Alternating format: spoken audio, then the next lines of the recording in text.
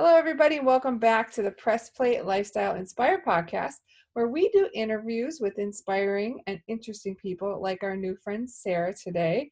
For our listeners, that's you, to find the resources, tools, and support they need to be their best inspired selves. How are you doing today, Miss Sarah? I'm good, thank you, and thank you for having me on. You're welcome. Thank you for making time. Our friends don't know this, but in our pre-interview, you let us know that you're actually from like the other side of my world. So it's like 12 hours almost difference in Australia. Yeah, that's true. Some parts of America I speak to, though, the time difference is 15 hours. So Oh so yeah. 12 is not too bad. I suppose if you're on like West Coast, because they're even a couple hours behind me, that is a Yeah, really long time zone difference. it's Wow. long. Well, can you tell the audience a little bit about yourself? Yes, so my name's Sarah Griffiths, and I'm currently a very specialized trauma and abuse therapist. I'm very specialized because of the methodology that I use to get people very rapid results for some very serious mental health issues, including depression, anxiety, complex post-traumatic stress, all sorts of issues that people traditionally really struggle with. But it's fair to say I did not start life out this way. I didn't even start my business life out this way. And what I do is basically a product of who I was, what I've learned, who I've become, plus the professional training that I've had. So I really am a product of my environment. Wow, that's beautiful. So, what? How does one become like such a specialized area of therapy? Doing like abuse and trauma is a very heavy Yeah, topic. So, how did you yeah. get there? Very interesting, and it's so true, the saying that your purpose finds you, because I did not intend to do this. Believe me, it is not where I kind of thought, oh, I didn't look at trauma abuse and think, wow, that looks fantastic, I must do that. There's a reason there's not enough therapists. It's tough. And when I actually transitioned, I was business coaching, and I had some realizations around that. And then what happened was I wanted a faster way. I realized that no matter what coaching people came to me for, the problems were usually rooted in some problem in their past. And I discovered, and I have my own journey, my own past abuse issues. Um, and I didn't realize through all the work that I did on myself um, quite how many other people were in this situation. I don't know why not, I just didn't. So when I started coaching and I started to uncover all this, I just knowing that my own journey was years and years, and it was incredibly painful and difficult. And I just thought there has to be a faster way. I do not want my clients to go through what I went through. There has to be something else. And I just started to research it. I found some things that I really liked, followed those for a while, and then decided, yes, I'm going to train in that. That looks amazing.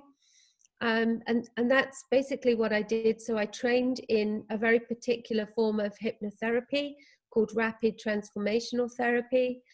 And once I qualified, even before I qualified, when I was putting out what I was doing, I had people reaching out to me to say, well, I know you're not qualified yet, but can I still work with you? Or can I work with you as soon as you're qualified? Um, and again, it just happened that everyone who came to me, all of their issues were rooted in past abuse. So it kind of just, it happened, you know.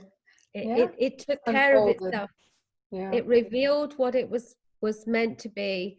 And I just, from my own experience, and I'd done some very specialized training, I just realized that this was the group of people that I could help. And Wonderful. that's how it happened. It was just meant to be. And I love it. I don't love the fact that people have been through this, but I do love that I really, really can help them. And I love giving people that transformational change. So yeah, it's sad sometimes, but also the end result is very exciting. It's an exciting space to be working. So who would be like an ideal client then for you, Sarah? Most of the people that are drawn to me, I do work with some men, but mostly it's women, probably 80% women, mostly between the age of about 35 and 55. Um, and quite often they either have a business or they want to open a business. They're probably drawn to me because I've had a couple of previous businesses. So I think that entrepreneurship, and just that understanding of the whole drive and the discouragement at being held back. And I think so much comes into play, that I tend to attract those kind of people, in saying that I do work with people who are younger. That there's no barriers on it. It's just who do I tend to attract is Yeah. those people. So Yeah. when we talk about abuse and trauma, I mean, like trauma therapy in itself is it's kind of a very highly specialized area. What types of abuse and trauma do you tend to attract more? Like, is it domestic? Is it sexual? Is it childhood? Like, what's that mean to you usually? Yeah, quite often, very often they're interlinked. A lot of emotional abuse, but what you tend to find is people who have been involved in an emotionally abusive relationship or a physical one, but mostly it's emotional that comes to me. They have a background of abuse, and that abuse is probably going to be a combination of emotional, sexual, and physical, at least two of those in their childhood, because then it sets them up to see themselves in a certain way. In their adult life, they're running a childhood blueprint, a set of patterns of behaviors that they've learned. But the most damaging thing is what they have learned to believe about themselves, their value, their worth, and what they deserve. So that's why when someone is in an emotionally abusive relationship, it isn't I have never ever come across someone who was an incredibly well-rounded, totally self-confident, full of self-esteem person and ended up in a narcissistic relationship, because you would have such good boundaries and values around that as soon as someone tried to undermine you, you'd just be, this is wrong, I'm not having this.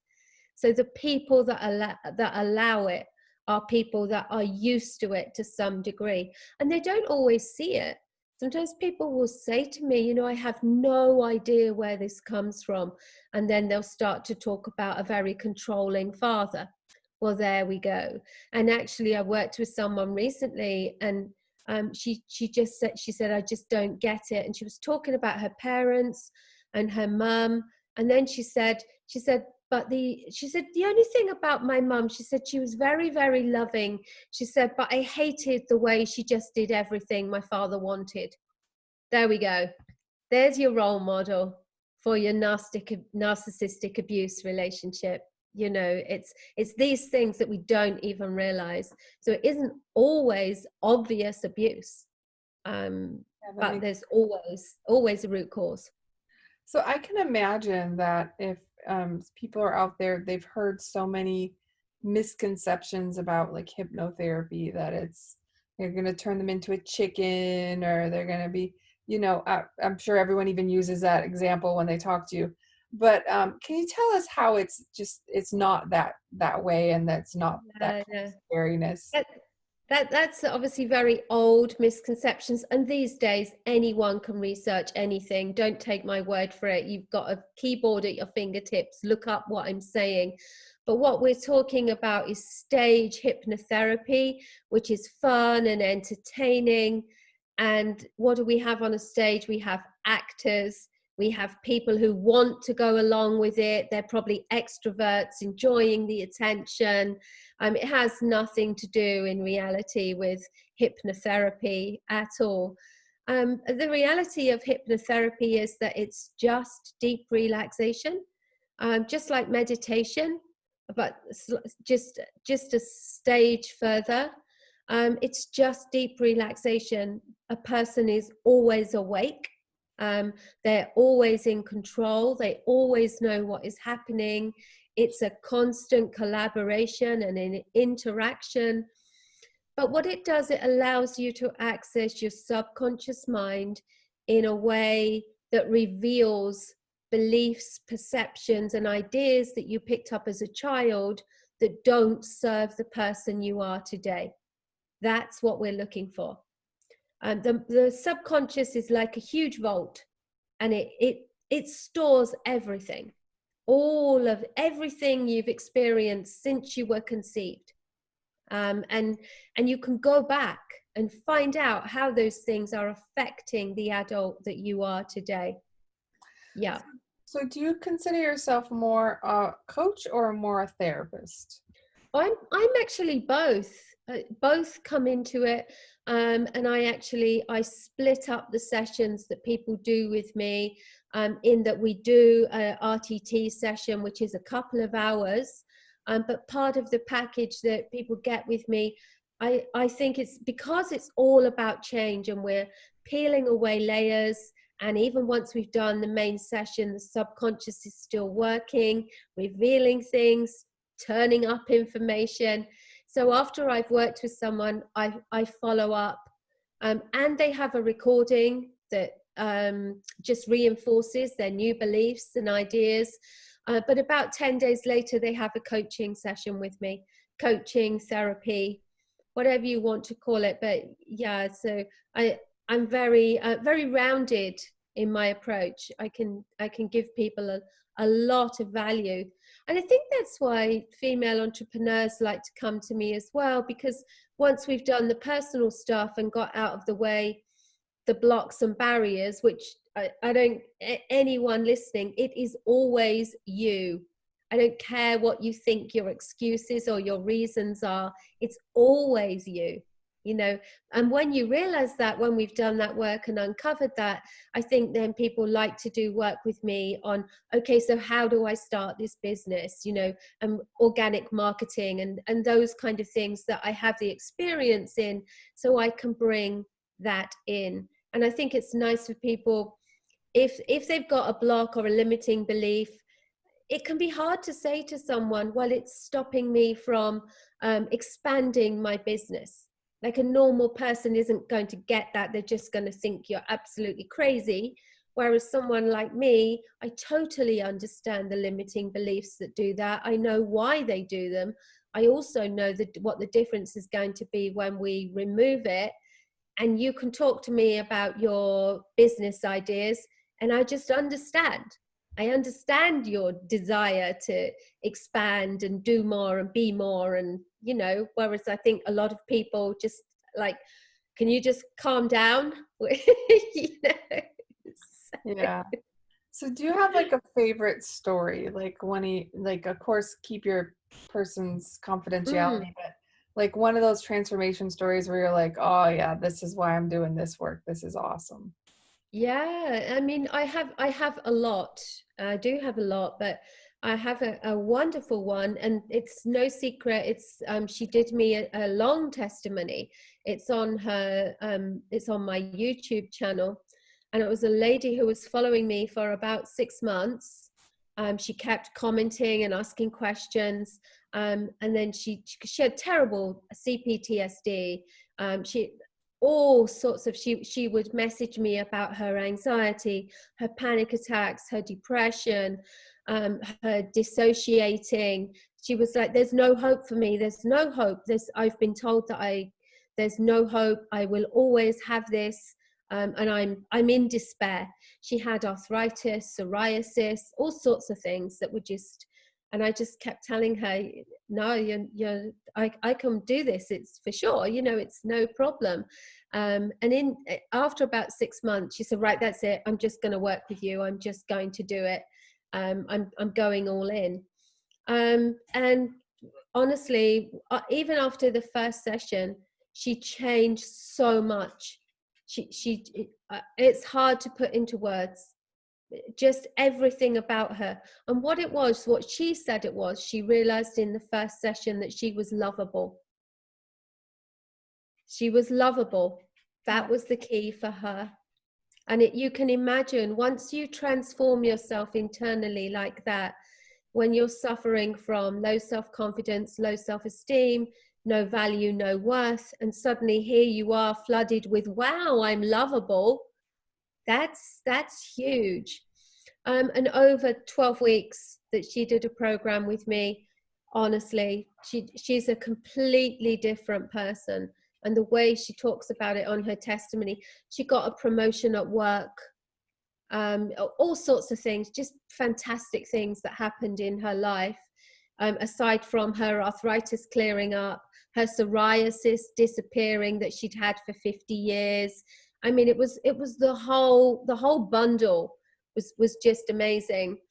And then I started working with her husband, because he was so like, I can't believe what you've done to my wife. Can you do it to me too? You know? So, and I always love that happens quite a lot, where it's always never the man first, never the man. But I've had a few instances where I've worked with the woman, and then the husband says, oh my goodness, whatever you're doing, I need some of that. And then sometimes I do work with them together as well. Because obviously, as you go through these major shifts and changes, it can be quite hard to kind of then say, well, how do we fit this into our marriage now? We're both totally different people. We don't want to be who we were. And we'll just work on some skills and tools, and just help them through that transition. So it's very, very broad, very broad. Yeah. So is there anyone that's not a good candidate? Like someone you're like, this not I'm not the right person for you. Yeah, someone who doesn't really think it will work. So I'm very particular. I'm all about the client result, all about the result, because I know the results are there. So I spend time setting my clients up for success, and my clients always have a free time with me beforehand to make sure we are a good fit. And the people that I won't work with, I understand people being anxious, and I understand them being nervous, and I'm not worried about that. But the people who are just flat and non-committed about it, I'm not going to work with them. Yes, I won't. Not coachable, or they're too much thought that it might not work, that kind of. Yeah, absolutely. They're full of what I say to everyone who works with me, forget everything that traditional therapy has told and taught you. Forget the number of psychiatrists or psychologists or counselors you've seen who've told you you will always have this. I need you to put all of that. I just need you to know that you can get better, and that it starts here. And people take that on board. They love that, because suddenly where they had no hope, they've got hope. And you can see the people that affects. And they're the people that I work with. But people who are like, oh, really? Are you sure? Oh, I don't know. Oh, it doesn't sound. And I'm like, fine. That's, great. I'm just not your person. I don't want to work with someone who really isn't interested in getting the result that I tell them they can get. Yeah. Because your mind is malleable. Your mind can create and uncreate anything. And that's the work that we do together. But you need to believe it. You need to be on board. Yeah. Yeah, I can see how that would make sense. Like, yeah. Because if they're like committed that it won't work at the beginning, they're committed it won't work. Right? Absolutely. They've created that result already. Yeah. And the thing is, one of the major rules of the mind is not that complicated. It works to a series of very straightforward rules. And one of the main ones is that your mind reacts to the words and images that you feed it. See? It's kind of like sourdough starter, right? Yes. right? Absolutely. Like Yes. every single day. It's like a weird analogy, and if you don't cook, you won't get it. But like every day, like you put in fresh water, right? You put in clean flour, and every single day you feed and you love this starter. If you put like soda pop in there or coffee, You're going to kill it. it's gonna kill it, right? It's gonna muddy it all up. And so Yeah. it's kind of like that. I mean, for me, one of the very small changes I made in my life, my husband still thinks it's bananas, but I don't watch the news. I literally can't. Now, I still know what's going on. The whole world is happy to tell me. He's happy to tell me. Facebook, like stuff comes up, right? And if I want to know more, I'll look. Right. But like that constant shooting and negative this and someone got hurt and just exhausted me. It was exhausting. It was Yeah. awful. And I'm like, you know what? I'm gonna listen to like a meditation, or maybe don't go that woo, right? I'm gonna listen to my favorite comedian or nothing. But it was a huge change because it was just so, it was like, I call it marinating my mind, right? I felt like I was marinating my mind in negative juice, and I just Yeah. couldn't get enough of it out. So maybe it's like something like that, right? Like, Absolutely. Yeah. And when you understand, I teach my clients ways to collaborate with their mind. And one of the things is to understand that your mind reacts to the words and images that you create. The one thing in life you can control is your thoughts, and your thoughts dictate all of your actions, which lead to all of your results. and That's it. and that's just it. Yeah. Yeah. That's amazing. So Yeah. how can people get a hold of you then if they're like, you know what, she's it. I've got to talk to her. She's going to help me. Where do they look for you? I know you're everywhere actually, but where do you want them? Yeah, so the easiest place, I know there'll be some links after the podcast, but the easiest place is my website, sallyg.com. So it's the name Sally, the initial G.com. And just everything is on my website.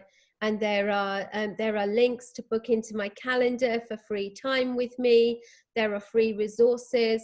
I've got a new masterclass that's on there. I mean, all sorts. Yeah, it's there, and from there you can contact me. There'll be links to my YouTube channel where I've got loads of training videos. I'm just about to launch a new podcast, so yeah, lots going on, lots of exciting stuff. So Yeah. what are you going to do on your podcast?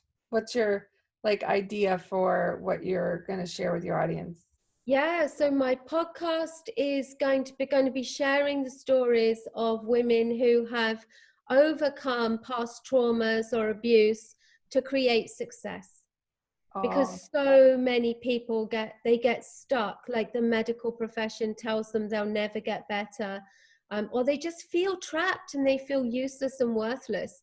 So I'm going to take all these stories of these amazing women who have been where the audience currently are, and we're going to say, this is what you do.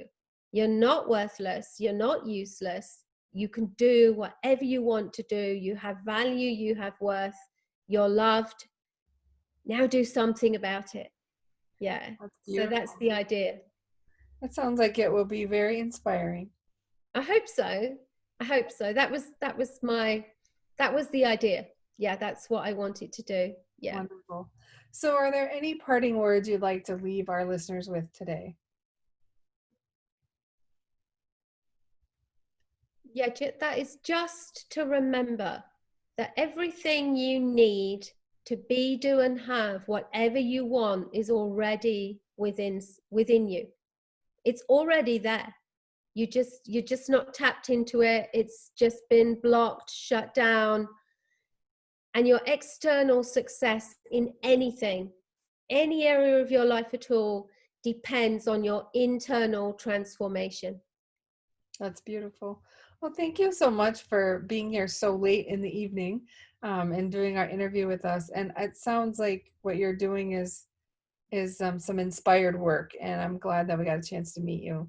Yeah, thank you so much. And thank you for giving me a voice and a platform to share this. Like it's so important that people hear this. I really appreciate anyone who helps me get the word out there. Wonderful. Well, thanks so much. I look forward to staying in touch. Bye. Thank you.